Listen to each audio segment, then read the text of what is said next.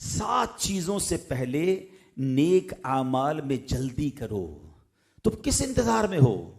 اب وہ 7 چیزیں کون سی ہیں؟ غور سے سنیے. آقا فرما رہے ہیں، فرمایا بھلا دینے والی محتاجی آ جائے، یا سرکش بنا دینے والی مالداری آ جائے، یا تمہیں کوئی مرض لاحق ہو جائے، یا عقل زائل کرنے والا بڑھاپا آ جائے، یا اچانک موت آئے، یا دجال ظاہر ہو جائے، یا قیامت قائم ہو جائے.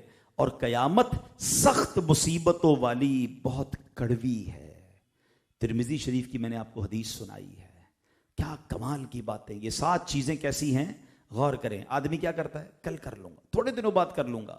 کبھی تنگ دستی آ جاتی، اچانک پیسے چلے جاتے ہیں، کوئی نقصان ہو جاتا ہے، اب بندہ مال کمانے میں مصروف ہو جاتا ہے، قرضے اتارنے میں مصروف ہو جاتا ہے، اب اسے نیکی کرنے کا ٹائم ہی نہیں ملتا. بلکہ بعض اوقات پیسے ہوتے ہیں، لوگ کہتے بھی ہیں اللہ نے بہت دیا، آپ کو اللہ کا گھر بنا دو، کوئی نیکی کا کام کر لو، بس تھوڑے اور ہو جائیں پھر خرچ کروں گا. اور تھوڑے دنوں بعد وہ سارے ہی چلے جاتے ہیں.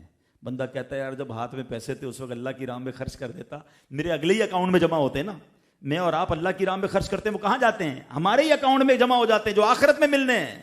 ادھر ہاتھ سے سارے چلے گئے، سارا زیرو ہو گیا، ادھر بھی جمع نہیں ہوا. فقیری سے پہلے، محتاجی سے پہلے کر لو توبہ، آخرت کی تیاری کر لو. آقا فرما رہے ہیں.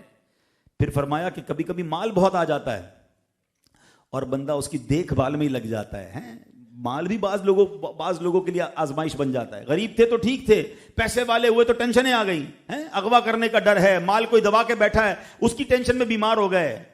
تو بعض لوگوں کے لیے ایسی مالداری جو سرکش بنا دے، اللہ اس سے بھی ہمیں محفوظ فرمائے.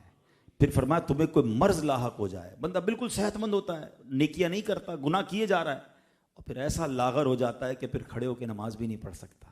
ایسی بیماری آ جاتی ہے کہ پھر تلاوت بھی نہیں کر سکتا. پھر سوچتا ہے کاش وہ جب صحت تھی تو اس میں عبادت کرتا نا.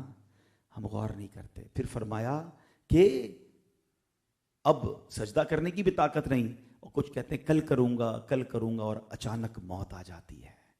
تو خدا را یہ باتیں یاد رکھنے والی ہیں کہ توبہ میں جلدی کرنا ہے. اللہ نے زندگی دی ہے، زندگی سے فائدہ اٹھائیں. صحت دی ہے، صحت سے فائدہ اٹھائیں. اللہ نے مالداری دی ہے، مالداری سے فائدہ اٹھائیں. اللہ نے اگر جوانی دی ہے تو اس سے فائدہ اٹھائیں. اعضاء سلامت ہے نا. اب پوچھیں کئی ایسے بزرگ ہیں، ابھی رمضان آئے گا، ہم نے ایسے لوگ دیکھے رو رہے ہوتے ہیں کہ آج ہمت ہوتی ہم بھی روزے رکھتے، ہم بھی کھڑے ہو کے تراویح پڑھتے ہیں، کیونکہ وہ عبادت گزار تھے، ان کو عبادت یاد آ رہی ہے.